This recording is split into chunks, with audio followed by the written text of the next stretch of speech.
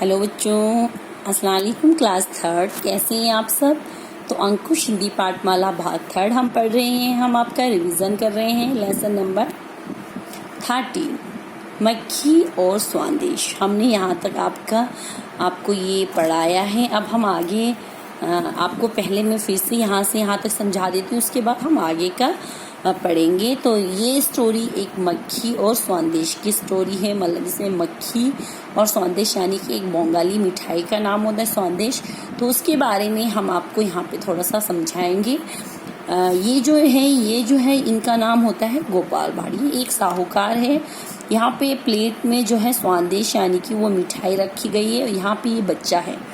तो एक बार की बात है, पड़ोस के गांव के एक बहुत बड़े साहूकार जो कि ये है गोपाल भाड़ इनका नाम है। ये जो है अपने घर से सुबह सुबह निकल जाते हैं। तो चलते चलते उनको दोपहर का टाइम हो जाता है। मंजिल यानी कि जो इनका लक्ष्य है वो अभी काफ़ी दूर, जहाँ इनको जाना था वो अभी काफ़ी दूर था। भोजन का टाइम यानी कि लंच टाइम हो गया था। उनको बड़ी ज़ोरों से भूख लग रही थी। पेट खाली के कारण वो चल भी नहीं पा रहे थे। चलने में उनको दिक्कत आ रही थी। उस दिन इत्तफाकन, मतलब ये बहुत ही अमीर इंसान है, साहूकार थे, इनकी जेब भी इत्तफाकन उस दिन खाली थी। कहते हैं ना, कभी कभी पैसे वाले को भी पैसे की ज़रूरत पड़ सकती है।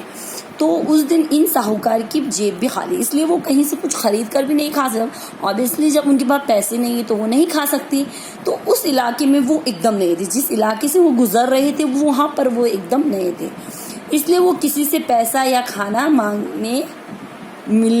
मिलने की उम्मीद, यानी कि कोई भी उनको उम्मीद नहीं थी, आशा नहीं थी।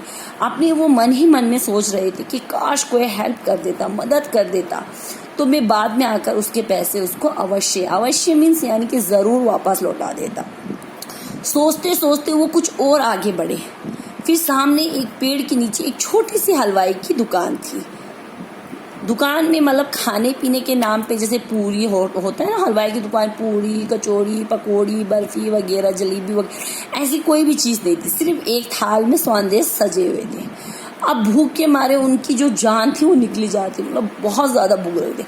अब थाल में वो स्वादेश यानी कि एक बंगाली मिठाई का नाम होता है, उसको देखकर वो खुद को रोक नहीं पाए और दुकान के भीतर चले गए। भीतर मीन्स अंदर चले गए। यहाँ तक हमने पढ़ा था। अब आगे हम स्टार्ट करेंगे। अब उस समय दुकान में एक छोटा सा लड़का बैठा था। आसपास और कोई नहीं था। उन्होंने उस लड़के से पूछा, मुन्ना, तुम्हारे बाबा कहाँ हैं? लड़के ने उत्तर दिया, दुकान के पीछे ही हमारा घर है। बाबा इस समय खाना खा रहे हैं। ये सुनते ही गोपाल भाड़ स्वादेश का थाल हाथ में लेकर खाने लगे। 2-4 स्वादेश पेट में जाने के बाद वे लड़के से बोले, मेरा नाम मक्खी है। मैं रोज ही यहाँ से स्वादेश खाकर जाता हूँ। विश्वास ना हो तो जाकर अपने बाबा से पूछ आओ। और वे फिर से खाने में जुट गए। लड़का दुकान में ही बैठे बैठे ऊंची आवाज में बोला, ओ बाबा, मक्खी स्वादेश खा रही है। अब देखो, उस समय वो छोटा सा लड़का, देखो ये शॉप पे अकेला बैठा होता, आसपास और कोई नहीं था। उसने उस लड़के से पूछा कि बेटा तुम्हारे पापा कहाँ हैं, तुम्हारे बाबा कहाँ हैं मुन्ना? तो लड़के ने उनको उत्तर दिया, यानी कि आंसर दिया कि हमारा घर जो है दुकान के पीछे ही है। इस टाइम मेरे बाबा जो है खाना खा रहे हैं। देखो उसके बाबा खाना खा रहे हैं। तो उसने क्या किया, ये सुनते ही गोपाल भाड़ ने क्या किया, वो थाल उठा ली। स्वादेश की जो थाल थी वो हाथ में लेकर खाने लगे। 2-4 तो उन्होंने खा ही लिए थे। तो 2-4 जब उनके पेट में चले गए, उनकी थोड़ी सी भूख मिट गई। उसके बाद उन्होंने कहा उस बच्चे से कि बेटा मेरा नाम मक्खी है। उन्होंने अपना नाम मक्खी बताया। उसने कहा कि मैं तो रोज़ यहाँ से आता हूँ और स्वादेश खाकर चले जाता हूँ। अगर तुम्हें मुझ पे विश्वास यानी कि भरोसा नहीं है तो तुम अपने बाबा से पूछो। और वो फिर से खाने लग गए।